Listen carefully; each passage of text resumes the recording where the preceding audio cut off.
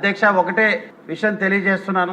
SC supply నిధుల విషయంలో ఎన్ని చట్టాలు చేసినా, అదేవిధంగా ఎన్ని శాసనాలు చేసినా దాన్ని అమలు చేయాల్సిన, ఆచరణలో పెట్టవలసిన పాలకులకి చిత్తశుద్ధి లేకపోతే అవన్నీ కూడా నిరుపయోగంగా ఉంటాయి అని నిరూపించుకున్నారు గత పాలకులు. చిన్న ఉదాహరణ, సొంత కుటుంబ సభ్యుల్ని చూసి రావడానికి 10 రోజులు లండన్ వెళ్ళటానికి 43 కోట్లు ప్రజాధనాన్ని వెచ్చించారు. అంటే అంబేద్కర్ విదేశీ విద్య గనక 43 కోట్లకి వెచ్చించుంటే 430 మంది బడుగు బలహీన వర్గాల దళిత బిడ్డలు 10 లక్షల చొప్పున 430 మంది ఆ 43 కోట్లతో చదువుకునే వాళ్ళ అధ్యక్ష, విదేశాల్లో ఉన్నత స్థాయికి ఎదిగే వాళ్ళ అధ్యక్ష. 43 కోట్లు 10 రోజులు కుటుంబ సభ్యులకి ఓ 20-30 లక్షలు ఖర్చు పెడితే సరిపోయేదానికి కేవలం చిత్తశుద్ధి లేకుండా చేసిన ఆ చెత్త పాలకుల విధానానికి బడుగు బలహీన వర్గాలందరూ కూడా ఏ రకంగా అలమటిస్తున్నారు. ఇది ఒక చిన్న మచ్చుక ఉదాహరణ మీ ముందుకు తీసుకొస్తున్నాను అధ్యక్ష.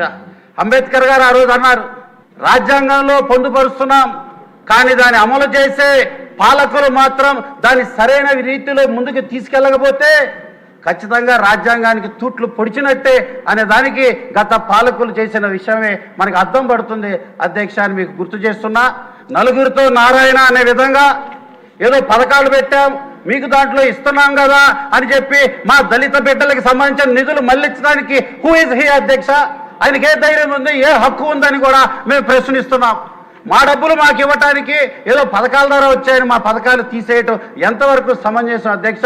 సప్లై నిధులు దారి మళ్లించటం, చరిత్రహీనులుగా దళిత ద్రోహులుగా మిగిలిపోయారు ఆ పాలకులు. దానికి తగ్గట్టుగా బుద్ధి కూడా చెప్పారు మొన్న ఎన్నికల్లో అని కూడా మీకు గుర్తు చేస్తున్నా.